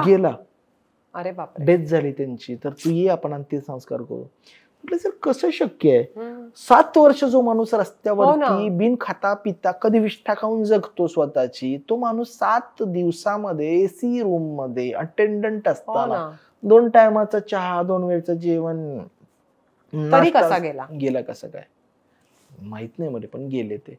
आणि आम्ही त्याच्यावर अंतिम संस्कार केले. आणि त्याच्यानंतर सिंधुताई खूप जवळची होती माझ्या. सिंधुताई जेव्हा भेटली तेव्हा मी सिंधुताईला म्हटलं अगं माई माझं असंच झालं म्हटलं की मी 7 वर्ष तो माणूस पडत होता, 7 दिवसात म्हटलं गेला कसं काय. मला असं वाटतं मी उचलायलाच नको होतं नको म्हटलं होतं त्यांना. हो ना. जगले तरी असते. मेला म्हटलं माझ्यामुळे माणूस, तो बिचारा गेला. तर माईने काय उत्तर दिलं माहितीये, ती म्हटली तू वेडा आहेस. 7 वर्ष वाट बघत होता की माझा मुलगा येईल, मला जेव घालेल, मला आंघोळ घालेल, मला खाऊ घालेल. तो 7 वर्ष गेला नाही मुलाची वाट बघण्यामध्ये. तू त्याला हात लावलास, आंघोळ घातलीस, त्याला वाटलं माझा मुलगा भेटला, आणि म्हणून त्यांनी प्राण त्यागला. शांततेत जीव सोडला. बापरे, what a way of looking at life. तर हा जो काही जे काही घडलंय एका रात्रीत घडलं नाही, घडण्यासाठी महिना 6 महिना गेला माझ्यासाठी, जोपर्यंत मी बाबांना नेऊन ठेवत नव्हतो तिथपर्यंत. तर ही माझ्या आयुष्यातली पहिली केस जे माझ्या लोकांनी बघितलं आणि त्यांना कळलं अरे हे येडं आपल्यासाठीच काम करतंय काहीतरी. हो ना. आणि that is when their attitude change. Sir हा कुठला समाज आहे, म्हणजे do we even exist in this समाज? हा कुठला समाज आहे जो तुम्ही सांगताय की जिथे मुलगा आणि बायको बाहेर काढतात इज वन थिंग, बट शेजाऱ्यांना जातात बघत नाहीत. तुम्ही एकदा फील्डवरती आलात माझ्या, तर ह्याच्यापेक्षा खोट्या वाटतील इतक्या खऱ्या गोष्टी आहेत सगळ्या. हो ना, हो ना. खोट्या वाटतील इतक्या खऱ्या गोष्टी आहेत सगळ्या फील्डवरती. तर आत्ता माझ्या डोळ्यात पाणी आलं, दिवसातून 50 वेळेला माझ्या डोळ्यातनं पाणी येतं असं आय एम शुअर. हे सगळं पाहून. आणि खरं नाही वाटत, नाहीच वाटत. खरं नाही वाटत. मी बघतोय, फेस करतोय मी चांगल्या अर्थाने खरं नाही वाटत म्हणतेय. मला एवढा धक्का बसला की अशी पण लोक एक्झिस्ट करतात की जी आपल्या माणसाला अशा अवस्थेत सोडू शकतात. सोडतात. मी म्हणेन राग येतो, काहीतरी होतं, पण त्याच्या पलीकडे you continue to do that is inhuman. तर ह्या माकडाचा माणूस झाला, माणसाचा माकूड व्हायला सुद्धा सुरुवात झालीये खरं तर. फक्त आता परिपूर्ण माकड कधी होते तेवढंच बघायचं. सो या एका प्रसंगानंतर त्यांना असं rather they trusted you, they started trusting you. पण त्याच्यानंतर what I saw that day, they trust you blindly. म्हणजे तुम्ही जर म्हणालात ना की इथे उडी मारा, तर ते उडी मारते. येस. त्यांना मी जर म्हटलं की वरती 10व्या मजल्यावर जाऊन वरनं खाली उडी मार, तर तो विचारणार नाही की सर का मारू. सिरियसली तो उडी मारेल, आणि उडी मारल्यानंतर जर जगला तर विचारेल सर का उडी मारायला सांगितली. इतकं ते प्रेम आहे. खरं. पण मग मी ना ह्या प्रेमाचा, ह्या रिलेशनशिपचा वापर करून घेतो आणि एक्सप्लॉयटेशन म्हणतात ते, in a good way. In a good way. की माझा ऐकतोय ना, चल तुला काय येतं, तुला काय कामधंदा येतो, तुला काय करायचंय. सर मी पूर्वी हेडफोन विकायचो आणि आता चल हेडफोन विकायला सुरुवात कर. मावशी तुझं काय? बाळा मला लहान बाळं लय आवडतात, छोटी पोरं मला लय आवडतात. मला कोणीतरी सांगून ठेवलेलं असतं की आम्हाला वृद्धाश्रमात किंवा आम्हाला आमच्या लहान मुलांचं हे कोणी असेल तर सांगा. मी अगदी सुरुवातीला जसं सांगितलं, कोणी चर्मकार समाजाचे, कोणी या समाजाचे, कोणी त्यास, आपण त्यांना हे देतोय. मग आपण या लोकांना या कामाला लावूया, हातगाडी देतोय आपण. या लोकांना जे लोक मला ऐकतात आणि जे लोक पुण्यातले त्यांच्यासाठी खास सांगतोय मी की हे जर मी अतिशोक्ती करत नाही. शनिवारवाडा आहे, आपल्या शनिवारवाड्याच्या एका भिंतीला लागून जे काही लोक काम करतायत, कोणी टॅटू काढतंय, कोणी हिरो हिरोईनची पोस्टर विकतंय, कोणी चप्पल विकतंय, कोणी शूज विकतंय, कोणी वडापाव विकतंय, कोणी कॅलेंडर विकतंय, कोणी काय करते, कोणी काय करते. ही सगळी लाईन ना ताई पूर्वी भीक मागणाऱ्या लोकांची होती. पलीकडच्या साईडला ते भीक मागायचे, आता अलीकडच्या साईडला ते येऊन तिथं कामधंदा करतात. आणि खूप वर्षांपूर्वी त्याने भीक मागायला सुरू केलं होतं. आणि जेव्हा हे काम सुरू केलं त्याने, त्याला आता 5-6 वर्ष झाली. तर ही एक इथपासून ते इथपर्यंतचं अंतर ओलांडायला त्यांना 6 वर्ष लागली. फक्त इकडच्या काठावरून तिकडच्या काठावर यायचंय. एनिवे, देर सही दुरुस्त सही, ते लोक काम करतात. तर आपण अशा लोकांना कामाला लावतोय. 285 लोकांना आपण अशा कामाला लावलेलं आहे. 285 लोक भीक मागत नाहीयेत. मी ना जेव्हा हे सुरू केलं ना, त्यावेळेला माझ्या डोक्यात होतं फक्त आपण मेडिकल सर्व्हिस द्यायची. आपण काय देऊ शकतो ना, मी डॉक्टर आहे, मी काय मेडिकल सर्व्हिस देऊ, मी काय जागीरदार नाही, मी काय कुठला कारखानदार नाही, मी काय करू शकतो, मला जेवढं अक्कल आहे तेवढंच मी करू शकतो. पण ना मला एका कार्यक्रमामध्ये एका व्याख्यान आणि सत्कारासाठी मला एका कार्यक्रमामध्ये बोलवलेलं. कार्यक्रम ओपन ग्राउंड मध्ये होता, कुंपण होतं, तारेचं कंपाऊंड होतं, तारेचं कंपाऊंड होतं आणि आतमध्ये काही लोक बसलेले. माझं भाषण होतं तिथं, माझं भाषण झालं, माझा सत्कार झाला.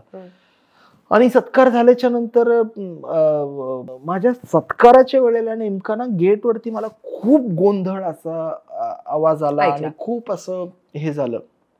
आणि म्हणजे इतकं की तो कार्यक्रम बंद पडेल इतका तो आवाज मोठा होता सगळ्या लोकांचा. आणि हे कार्यक्रम झाला. मी संयोजकांना म्हटलं की माझ्या सत्काराच्या वेळेला म्हणजे एवढा कसला गोंधळ झाला.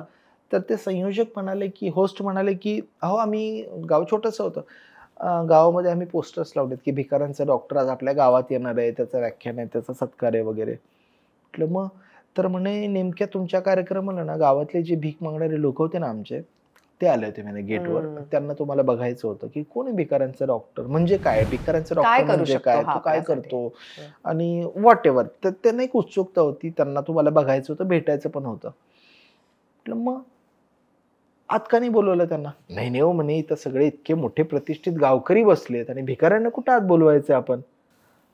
तो एक ना माझ्यावरती होता, तुम्हाला भिकाऱ्यांचा डॉक्टर चालतो, त्याचं व्याख्यान चालतं, त्याला सत्कार करताय तुम्ही, त्याला डोनेशन देताय तुम्ही, आणि तुम्हाला मग ते भीक मागणारी व्यक्ती नाही चालत. तर तो नाही, त्याने एक शब्द वापरला तेव्हा मला खूप वाईट वाटलं होतं. पण ते वाईट वाटण्यामुळेच माझ्या कामाला एक दिशा मिळाली. ते काय म्हटले, अहो डॉक्टर इथं सगळे या कुंपणाच्या आतमध्ये सगळे प्रतिष्ठित गावकरी बसलेत आणि भिकाऱ्यांना कुठे आतमध्ये आपण बोलवायचं.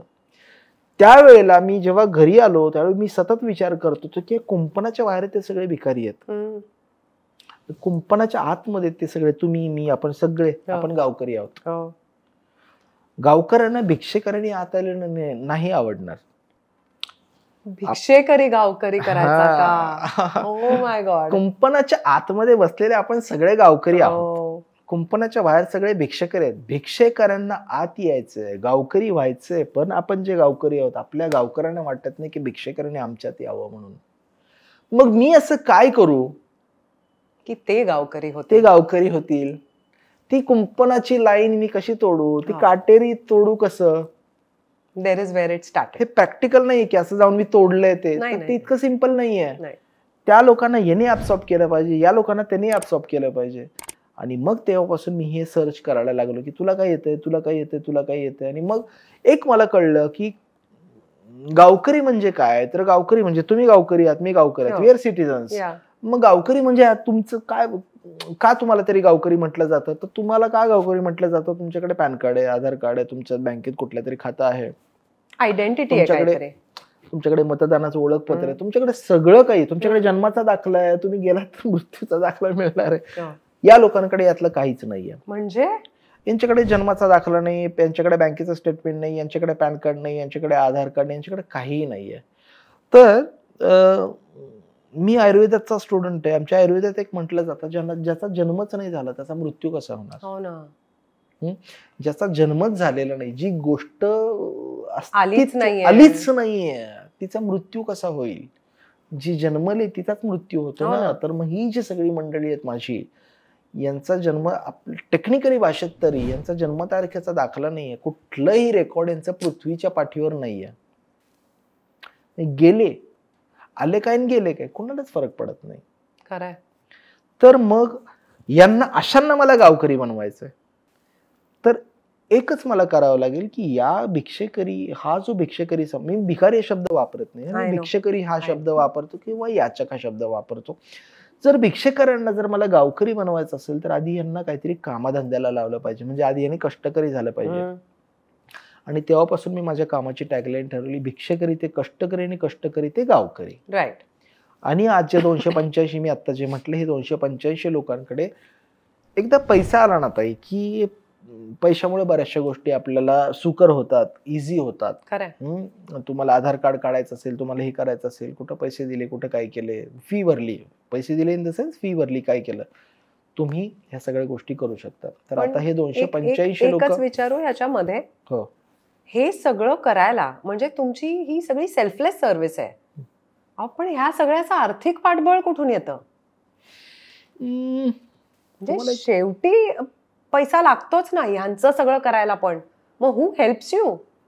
सेल्फलेस म्हणजे निस्वार्थी सेवा, बरोबर? अगदी, हेच तुम्हाला म्हणायचं अगदी. ना? नाही, मी तर म्हणतो ही माझी चालली सगळी स्वार्थी सेवा आहे. अरे याच्यातून मलाही स्वार्थ आहेच ना. असं कसं माणूस ना, सगळ्यात जगात कोणी स्वार्थी असेल, कुत्र्याला घ्या, मांजराला घ्या, त्याच्यापेक्षा सगळ्यात जास्त माणूस स्वार्थी आहे. मी स्वार्थापोटीच करतो ऍक्च्युली. याच्यात माझा स्वार्थ हा आहे की जगात प्रत्येकाला एकच आई असते आणि जगात प्रत्येकाला एकच बाप असतो. मला 200-300 आई आहेत, मला 200-300 बाप आहेत. जगात प्रत्येकाला 1, 2, 3, 4, 5, 10 पोरं असतील पूर्वीच्या काळी व्हायचे. मला 450 पोरं आहेत आता. हा तो स्वार्थ आहे की मला आणखीन जास्त आई पाहिजे, मला आणखीन जास्त बाप पाहिजेत. तर हे सेल्फलेस नाही आहे, हे सेल्फिश आहे. बरं. मी जे करतोय ते हे सेल्फलेस नाही आहे. दुसरी गोष्ट तुम्ही म्हटला खर्च कुठून हो होतो. ना. तर आई बापांनी पोरावर केलेला खर्च हम्म. हा खर्च नसतो, ते इन्व्हेस्टमेंट असते. खरंय. आणि जेव्हा पोरं मोठी होतात ती जेव्हा म्हाताऱ्या आई बापावरती खर्च करतात त्यावेळेला सुद्धा ती इन्व्हेस्टमेंट असते. I would say return on investment. Yes. तर मी खर्च करतच नाही, हा. I am investing. ओके. आणि ही इन्व्हेस्टमेंट जी काय ही सगळी समाज करतोय. That is nice to know. समाजातला प्रत्येक घटक मला शारीरिक, आर्थिक, मानसिक हर तऱ्हेने मदत करतोय. ज्यांच्याकडे पैसे आहेत ते मला पैसे देतात. हम्म. ज्यांना पर्सनली प्रॅक्टिकली येऊन मला काही मदत करायची ते मला त्या रूपात मदत करतात. ज्यांच्याकडे वस्तू आहेत ते वस्तू रूपाने मदत करतात. माझ्याकडे 90, 92, 95, 97 वर्षाच्या आज्या आहेत, ज्यांनी मी काळा आहे का गोरा आहे ते मला बघितलेलं नाहीये, हा. पण त्यांना हे माहिती आहे की अभिजित हे काम करतो. हा. त्या मला रात्री फोन करून बोलतात, अरे बाळा जेवलास का, हम्म. खाल्लास का तू काही, आज किती थकलास तू. हा हे नाही कोणी विचारत ना, तुम्ही काय काम केलं, हा. किती तुम्ही हे केलं, हे विचारणारे लोक Right. आहेत मला. परंतु एखादी आजी विचारते, अरे बाळा तू जेवलास का, हा. जाऊ दे आता उद्या झोप घे, आराम कर, नको जाऊ दे काम. हा. एक आईच बोलू शकते हो. हे. हा तू उद्या नको जाऊ का मला, एक आईच बोलू शकते हे वाक्य, जाऊ दे झोप. माझा हा हातातून आता इतक्या पेन्स आहेत, मला डिस्क प्रोलॅप्स आहे, हात माझा हा आहे का नाही मला माहित नाहीये. ज्या ज्या लोकांना माहिती आहे मला हा त्रास आहे, हे जाऊ दे रे 4 दिवस नको जाऊ, कोण तुला बघायला येणार आहे, कोण तुला विचारणार आहे, अशी बोलणारी लोक आहेत. तर हे ना प्रेम आहे, ती माया आहे. तर हा समाज मला शारीरिक, आर्थिक, मानसिक, वस्तू रूपात हर तऱ्हेने मला मदत करतोय. हे जे काही मला देत आहेत, माझी संस्था आहे, गव्हर्नमेंट रजिस्टर्ड माझी संस्था आहे सोहम ट्रस्ट नावाची. अच्छा. मग त्या संस्थेला डोनेशन मिळतं. या संस्थेला मिळालेलं डोनेशन टॅक्स एक्झम्प्टेड आहे. संस्थेला मिळालेल्या डोनेशन मधून टॅक्स वाचू शकतो आपला. मग या संस्थेला मिळालेले जे काही डोनेशन आहे त्या डोनेशन मी या लोकांवरती, माझ्या आई वडील म्हणा की मुलं म्हणा, यांच्यावरती आम्ही खर्च नाही करत, इन्व्हेस्टमेंट करतो. आणि इन्व्हेस्टमेंट करतो आणि या लोकांना माणूस म्हणून जगण्याची संधी देण्याचा प्रयत्न करतोय मी. याच्यामध्ये लोक माझं खूप कौतुक करतात. मला 2,500 अवॉर्ड्स आहेत त्याच्यामध्ये. बाप रे. नाही पण मला खरंच असं मला नाही त्याच्यात कौतुक वाटत. हे सगळे ना कसं आहे, आता ह्या पॉडकास्ट वरती तुमच्या मी दिसतोय, तुमच्या स्क्रीनवरती मी दिसतोय, पण मी याचं हे नाही आहे. I am just a postman, I am just a courier guy. लोक देत आहेत तळागाळामध्ये, बाबा नेऊन दे, मी नेऊन देतोय. तुम्ही बघा. पण I will like to correct you here. लोक देत आहेत, तिथे बसून करतंय कोण? Who would do? Will I do it? I asked myself that question the day I met you. It's your kindness. अजून एक छोटं साधं सिंपल उदाहरण देतो. तुम्ही जर कधी ट्रेननी प्रवास केलात ना, तर आपल्याकडे खूप सामान जेव्हा असतं ना, तेव्हा आपण एखाद्या कुलीला बोलवतो, एखाद्या हवालाला बोलवतो.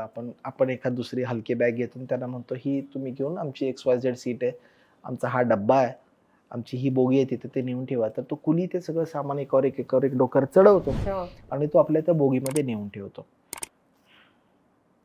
कुलीने घेतलेलं सामान हे एका वेगळ्या मालकाचं असतं. ते कुलीच्या डोक्यावर जरी असलं तरी तो त्याचा मालक नसतो. त्याचं काम एवढंच आहे की त्या बोगीपर्यंत नेऊन ठेवायचं. सो आय एम दॅट कुली. मी तो कुली आहे. माझ्या डोक्यावर खूप सामान आहे, माझ्याकडे खूप डोनेशन येतं, पण मी हमाल आहे.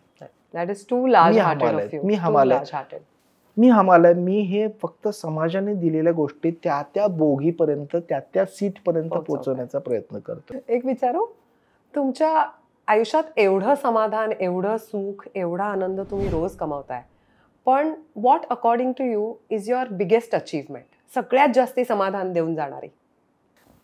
2-4 गोष्टी आता एकातच एक येत जातील त्या. कुठलीही तरुण मुलगी, बिंग लेडी, तुम्ही स्वतःवरून आठवा, बिंग लेडी, कुठली वयात आलेली पोरगी, कुठली आतली गोष्ट जर सांगायची असेल तर ती तिच्या आईला सांगते. पण ती तिच्या आईला सांगायच्या आधी माझ्या कानात येऊन मला सांगते की बाबा असं, बाबा ते, बाबा हे, बाबा ते. आणि ती म्हणते तुम्ही आईला सांगा, मी तिच्या आईला सांगतो. हे मला खूप तो एक ट्रस्ट, तो खूप छान वाटतो.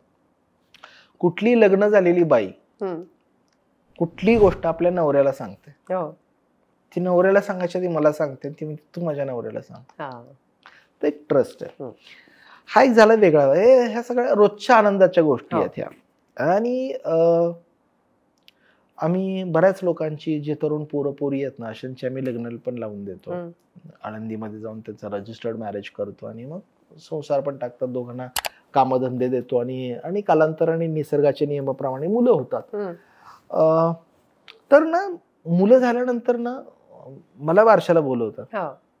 मी आता ह्या लोकांच्या घरातला कर्ता पुरुष आहे खरं तर. म्हणजे सगळ्या भीक मागणाऱ्या समाजाचा मी आता कर्ता पुरुष आहे. काळ तो होता जे लोक तोंडावर थुंकायचे असतेच लोक मला विचारल्याशिवाय लग्नही करत नाहीत, मला विचारल्याशिवाय बाई प्रेग्नंट होत, सर ह्या महिन्यात चालेल का? इथपर्यंत ती अवस्था आणि हे असतं. तर ना ज्या वेळेला ना यांना मुलं होतात ना त्यावेळेला त्या मुलांचं नाव अभिजित ठेवतात. अरे बापरे. आणि मला म्हणतात मांडीवर घे, तुझं भाचं आहे, मांडीवर घे. आणि आमचे इव्हेंट कुठं होतात, आमचे प्रोग्राम कुठं होतात, तर फुटपाथवरती एखाद्या झोपडपट्टीत होतात. मला ती बोलवते. मग ते आपल्याकडे मामाला खूप मोठं स्थान आहे आपल्या ह्याच्यामध्ये, मान आहे. मग तू बाळाला मांडीवर घे, मग मी बाळाला मांडीवर घेतो. हे काय, मी आपल्या सहज म्हणतो बाळाचं नाव काय ठेवलंय? बाळाचं नाव अभिजित ठेवलंय. अरे का बरं अभिजित ठेवलं नाव तू? सहज गंमतून विचारतो मी. तर त्या म्हणतात तू काय सतत आमच्या बरोबर नसतोस काय राहायला, हे करायला. ह्याला मी सारखं अभिजित अभिजित अभिजित म्हणतो. मला असं वाटेल की तूच याच्या रूपात आमच्या सोबत आहेस. So beautiful. तसं आहे की but I have also heard की जसं तुम्ही नाव अभिजित म्हटलात तसं, मगाशी तुम्ही म्हटलात तसं, यांची काही आयडेंटिफिकेशन नाहीये, कुठेही डॉक्युमेंटेशन नाहीये. So most of them have surnames also with your surname. म्हणजे सोनावणेच आहेत आपल्याला. मी म्हणेन सोनावणे आडनाव कुठे लागतो सांगतो तुम्हाला मी. ही जेव्हा रस्त्यात पडलेली लोक असतात ना, आजी आजोबा, यांच्या पायात किडे पडलेले असतात आणि अत्यंत वाईट कंडिशन मध्ये असतात हे लोक. माझ्याकडे यांचं दाढी कटिंग करायचं सामान सुद्धा असतं. आणि मी ना ताई जेव्हा लहान होतो ना, फार काही गरीब पण नाही म्हणता येणार नाही, फार श्रीमंत म्हणता येणार नाही, एक ना मधल्यामध्ये अडकलेलं एक मध्यमवर्गीय कुटुंब असतं. मी त्या कुटुंबातलं आहे खरं तर. माझ्या लहानपणी ना दिवाळी म्हणजे मला फक्त एकच माहिती होतं, मोतीचा साबण घरात आला ना म्हणजे दिवाळी आली. आणि घरात काही चकल्या बिकल्या कोणी करायला म्हणजे दिवाळी, एवढंच मला माहिती होतं. आमच्यासाठी दिवाळी तेवढीच होती. किंवा वडिलांनी कधी एक नवीन चड्डी नवीन शर्ट आणलं की समजायचं दिवाळी आली, बस. अशा 2-3 गोष्टी होत्या. तर ही दिवाळी माझ्या डोक्यात फिट्ट बसलेली आहे. मोतीचा साबण, नवीन एखादा शर्ट किंवा पॅन्ट वर्षातनं एकदाच होतं. आता मी माझ्या मुलगा 3-3 दिवसाला कपडे घेऊन येतो जाऊन कुठून तरी. हा शर्ट, तो पॅन्ट आहे, हा शूज आणि हे. माझा मुलगा, मला वर्षातनं एकदाच पॅन्ट आणि शर्ट मिळायचं.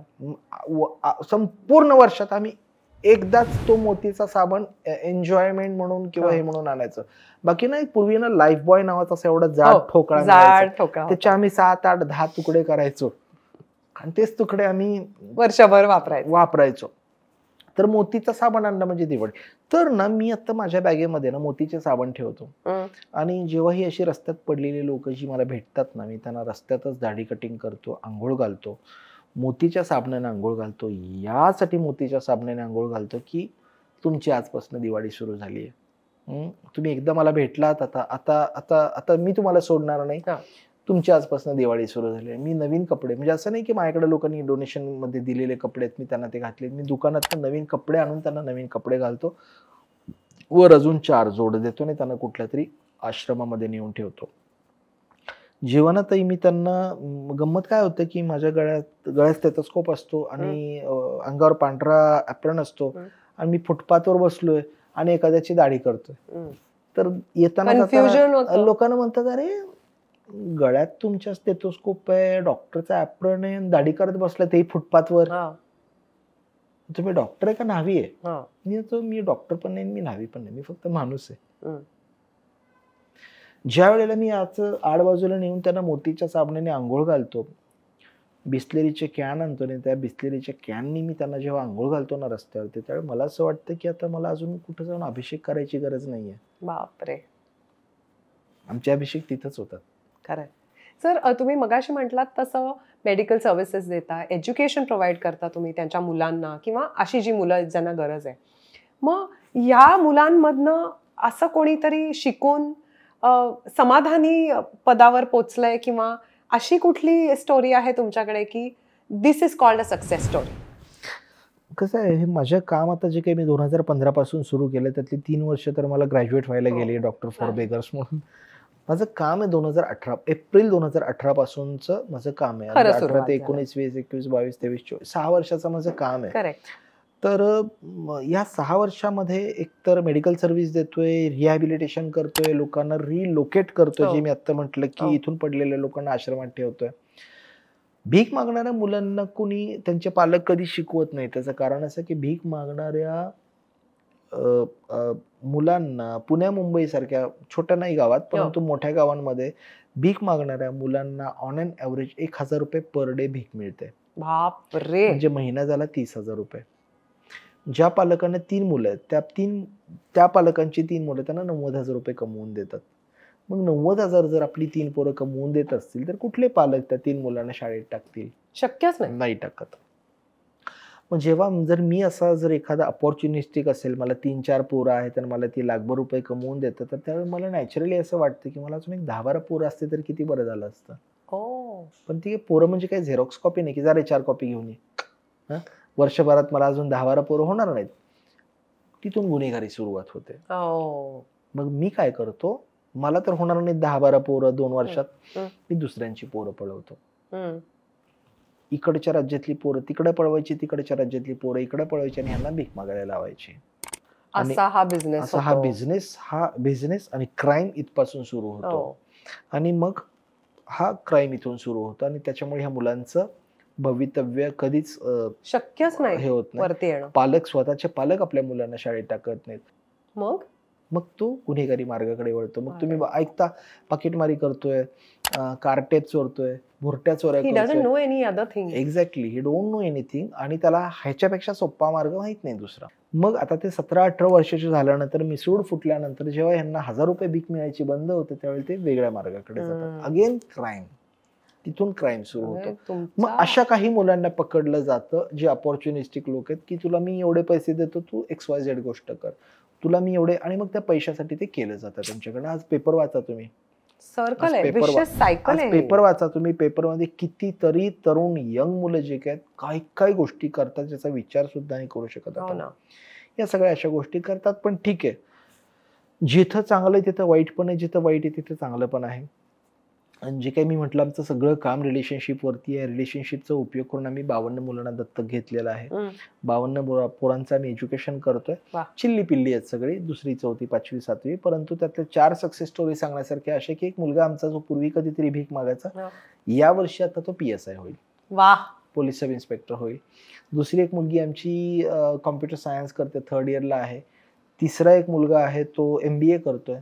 आणि चौथी एक मुलगी आहे IAS ला आम्ही तिला बसवतो, UPSC ला आम्ही तिला बसवतो. जर ती झाली कलेक्टर तर मला असं वाटेल की मी जन्माला येऊन सार्थक माझं. आणि एक मुलगा आता माझा 9वीत आहे, तो मला नेहमी म्हणतो की सर मला सांगा डॉक्टर कसं व्हायचं, किती शिकावं लागतं, कुठली पुस्तकं असतात, हे काय ते 100 गोष्टी विचारतो. मी म्हणतो काय रे भाऊ, तुला कशासाठी, आत्ताची 9वीत आहेस तू, कशासाठी तुला या गोष्टी सगळ्या पाहिजेत?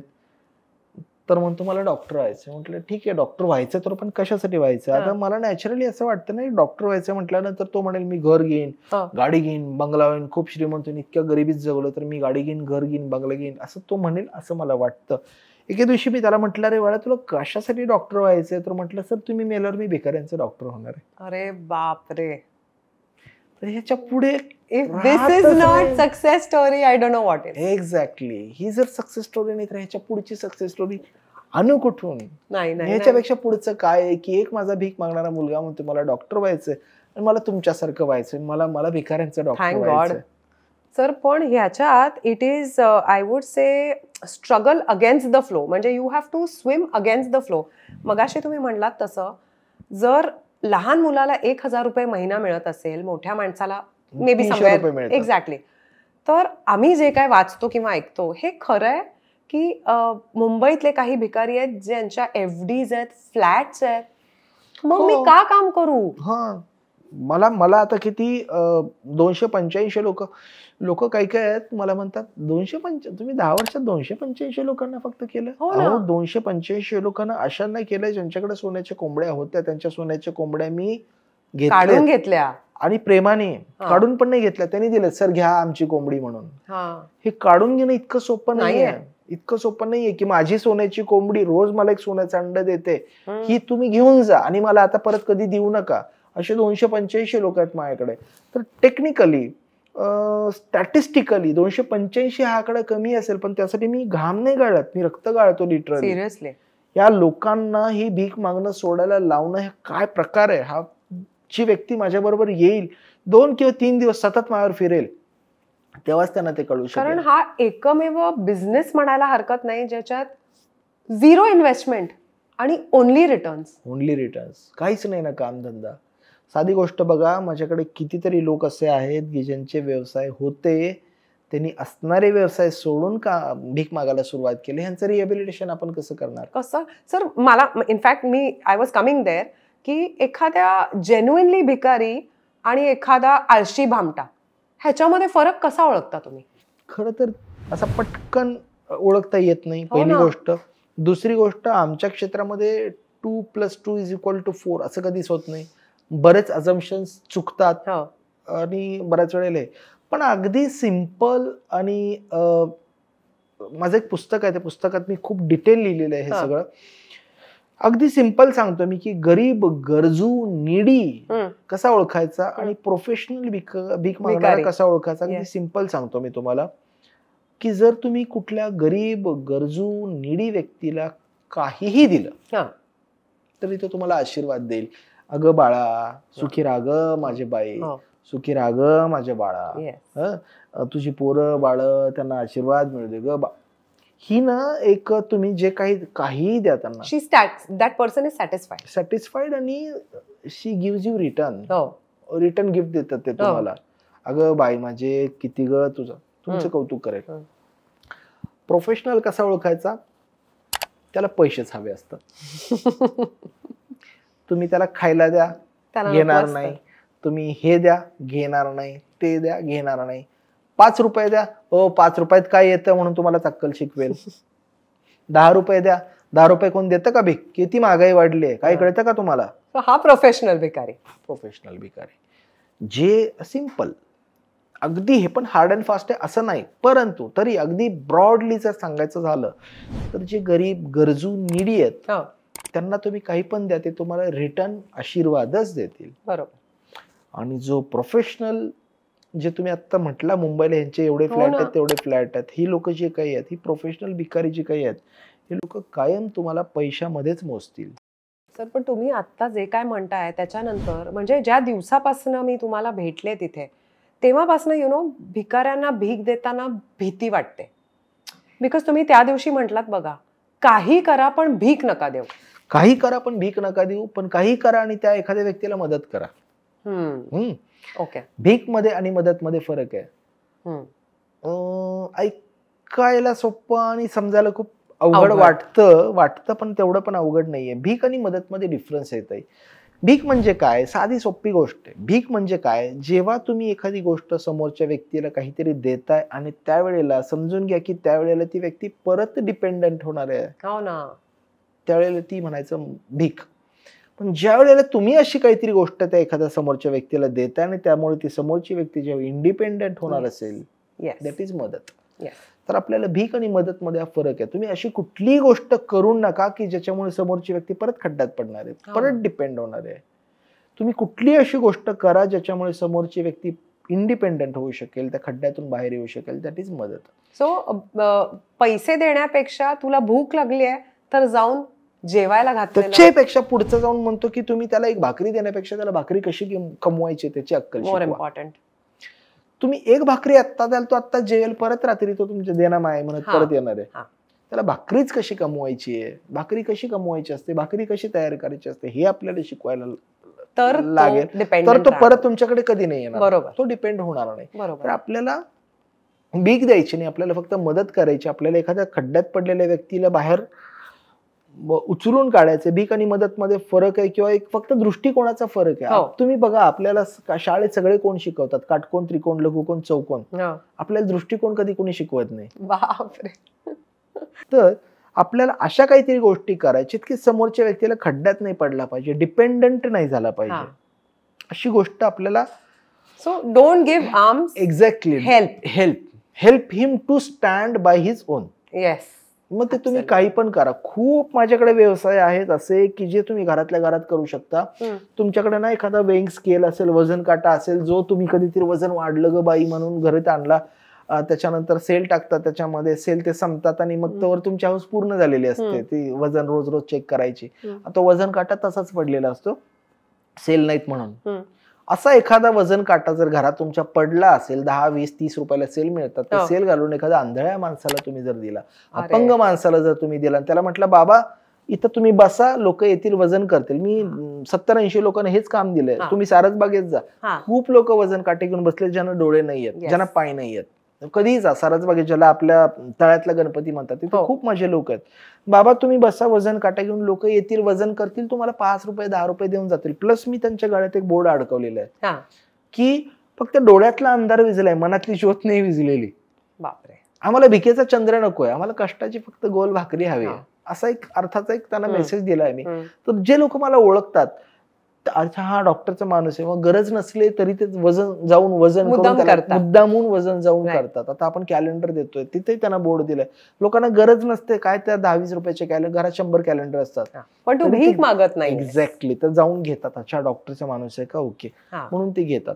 तर अशा प्रकारे दॅट इज हेल्प. एक्झॅक्टली. तर ही हेल्प आहे. बघा तुम्ही आता माझी आई हे करते म्हणून सांगतो तुम्हाला. माझ्या आईकडे ना लोकांना कोणी पाहुणे वगैरे आले ना, तर अशा आईला साडी देतात गिफ्ट. त्या घालण्याच्या पात्रतेच्या नसतात बरं का. बरोबर आहे ना. बरोबर. हा, ती देण्या घेण्याची साडी म्हणतात त्याला. हा, तर शब्द मला माझ्या बायकोकडनं आणि माझ्या आईकडनं कळला. देण्या घेण्याची साडी असते. आई पण काय करते, आई घेऊन ठेवते. तू घालणार आहेस का, नाही येणार, मग कशाला ठेवली, अरे आपण जाऊ कुणाला तरी देऊन टाकू. ती जेव्हा दुसऱ्या कोणाकडे तरी जाते ना पाहुण्यांकडे, तेव्हा ती साडी चालवून देते. बरोबर. अशा कितीतरी साड्या माझ्या आईकडे 5-50 साड्या पडलेल्या आहेत, माझ्या बायकोकडे त्या अशा साड्या पडलेल्या आहेत. त्यातल्या ठीक आहे सगळ्यांना का देऊ, पण एखाद्या 5 साड्या 10 साड्या जरी तुम्ही घेतल्या, ज्या 100-150 रुपयाची त्या देवाणघेवाणीच्या साड्याचा फार मोठी लाखाची किंमत नाही, अशा 5-7 साड्या जर तुम्ही घेतल्या आणि एखाद्या भीक मागणाऱ्या बाईला जर दिल्या आणि तिला म्हटलं बाई ग तुला मी भीक म्हणून काही देत नाही, पण हे 5 साड्या देते, तू झोपडपट्टी त्याच्यात तुला पाहिजे तेवढ्याला जाऊन तू ह्या साड्या विक, भले 50-50 रुपयाला का विकेना, पण ना 5 साड्या तुमच्या विकून तिला 250 रुपये मिळतात. आता 250 रुपयात ती करोडपती होणार आहे का, तर नाही, पण तिच्या डोक्यावरती एक गोष्ट ऑटोमॅटिकली बिंबली जाते, मी दिवसभर भीक मागते तेव्हा मला 300 रुपये मिळतात, आणि नुसत्या अशा 4-5 साड्या विकून मला अर्ध्या तासात 250 रुपये मिळाले. So this is a better. डोक्यात तिच्या ना बिझनेस घुसवतो आपण. आणि मग अशी लोक माझ्याकडे आहेत. तुम्हाला माहितीये का, मी लहान होतो तर बोहारीन नावाचा एक विषय होता. बोहारीन नावाची एक बाई यायची घरी, आपल्या घरातली जुनी कपडे घेऊन जायची आणि आपल्याला एखादं छान भांड द्यायची. माझी आई आणि आजी किती खुश असायच्या त्याच्यावरती. तर ना हा बोहारीन सुद्धा व्यवसाय आम्ही चालवतो. मला लोक कपडे देतात, माझे लोक कपडे चांगले घालत नाही, ते म्हणतात आम्ही चांगले कपडे घातले तर आम्हाला भीक कोण देईल. बरोबर. मग मी म्हणतो चला बोहारणीचा व्यवसाय करा तुम्ही. मग आम्ही प्रत्येकाला 5-50 कपडे मी देऊन टाकतो आणि सांगतो लोकांच्या घरोघरी जा, कपडे दे, हे कर, म्हणजे कपडे घे आणि काय जे काय तो जो काय बोहारीन जो काही विषय आहे त्याच्याप्रमाणे आपण आता 12 बायका म्हणजे 12 आज्या तो बोहारणीचा व्यवसाय करतात. They are happy with that. मला आता कोणी कपडे दिले तर मी त्यांना देतो ते कपडे. सर सोलसमचा एक शेवटचा प्रश्न. राईट. एखादा धडा जो आयुष्याने तुम्हाला शिकवला आणि जो तुम्ही आमच्या बरोबर शेअर करू इच्छिता. मी ना एका भीक मागणाऱ्या एका रस्त्यावरती पडलेल्या माणसाला मी ऍडमिट केलं होतं. म्हणजे कसं ऍडमिट केलं तर मला फोन आले होते, पोलिसांचा पण फोन आला मला, आणि आजूबाजूच्या लोकांचा फोन आला कोविडच्या काळामध्ये की अहो कोणीतरी एक रस्त्यात पडलाय आणि तो बहुतेक मेलाय. बघा मेला हा शब्द सुद्धा ना, मेलाय स्पेसिफिकली मेलाय म्हटलं, मेला हा शब्द सुद्धा ना ज्याला प्रतिष्ठा असते ना त्याला काय म्हणतात, कैलासवासी झाले. अगदी कैलासवासी झाले, अजून काय स्वर्गवासी झाले, स्वर्गवासी झाले. ही त्या समाजातल्या त्या यांच्याशी प्रतिष्ठित लोकांसाठीचे शब्द आहेत. हे माझ्या समाजातल्या लोकांसाठी शब्द नाही आहेत. मला फोन आहे, तो कोणतरी एक माणूस आहे तो मेलाय, बघा त्याला काय करायचं ते. मी गेलो तिथं, माझा तो नेहमीचा स्पॉट होता. गेलो तिथे, मी बघितलं, चालू होतं त्याचं सगळं, त्याला पटकन घेतलं, ऍडमिट केलं, तो बरा झाला. तो खूप पूर्वी ना हॉटेलमध्ये शेफ म्हणून काम करायचा. तर तो गेला, बरा झाला 6, 7, 8 महिने तो तिथे ऍडमिट होता आणि नंतर बरा झाला तो, व्यवस्थित बरा झाला, छान बरा झाला तो. मी त्याला म्हटलं आता बाबा तू एवढे पैसे खर्च केले तुझ्यावरती, तर काहीतरी कामधंदा कर, परत भीक मागायला नको येऊस इथं.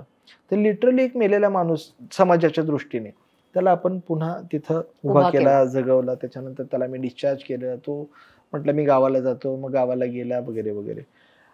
गावाला गेल्याच्या नंतर मी ना माझ्या लोकांना ना आमचं सगळं खूप छान कुटुंब आहे रस्त्यावरती. आणि लोक मला शिवाय, मला तिथं सर साहेब वगैरे असलं कोणी काही म्हणत नाही. मला काय ठेवणीतल्या शिवाय ते सगळे लोक मला लोक शिवाय देतात. मी त्यांना त्याच्यापेक्षा भारीतल्या शिवाय देतो. आणि ना मी ना अशा लोकांना नाव एखादी अशी जख्खड म्हातारी असते, मी तिला ऐश्वर्या राय म्हणतो. असं जरा डोळे मोठा आणि असा त्याला प्राण म्हणतो. दाढी वडलेला असं कोणी असेल, केस पांढरे, त्याला बच्चन म्हणतो असं. तर हा जो पोरगा होता ना, हा शाहरुख सारखा दिसतो, शाहरुख सारखा दिसतो. तर मी त्याला शाहरुखच म्हणायचो. तर त्याला बरा झाला, ऍडमिट केला, त्याला डिस्चार्ज केला, गावाला गेला. मध्ये साधारण 1 वर्षभर त्याचा माझा काही कॉन्टॅक्ट नव्हता, त्याच्याकडे फोन नाही, काही नाही. एके दिवशी त्याचा फोन आला,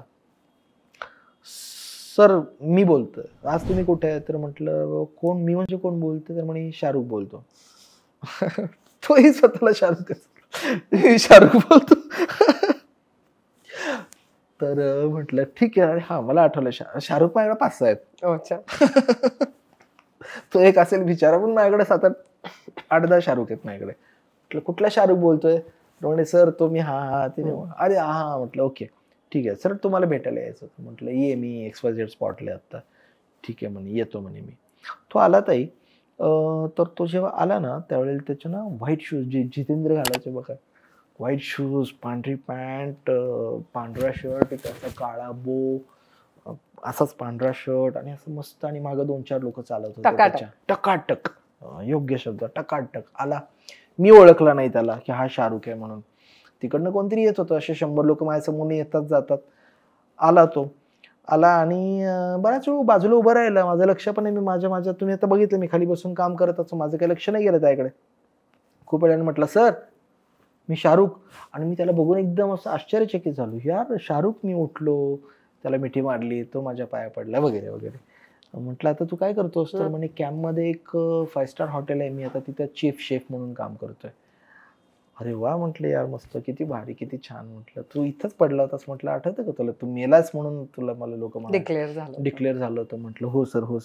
बरं म्हटलं आज कसं काय माझी आठवण आली? म्हणजे मला डोनेशन द्यायचं तुम्हाला, कारण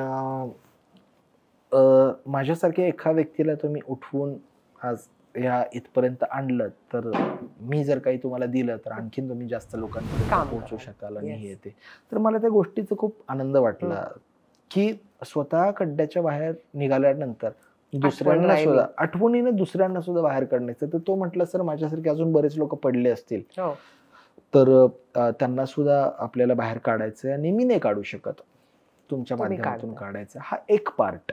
दुसरा पार्ट असा, तिकडनं एक आजी आली. आता मी जातपात बोलत नाही, परंतु हा आपल्या मुस्लिम समाजाचा आहे. आणि तिकडनं एक आजी आली, ती हिंदू समाजाची आहे.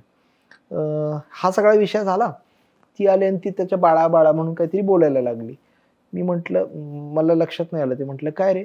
म्हणे सर काय झालं की ती आजी ना मागच्या वर्षी मला रस्त्यात पडलेली सापडली.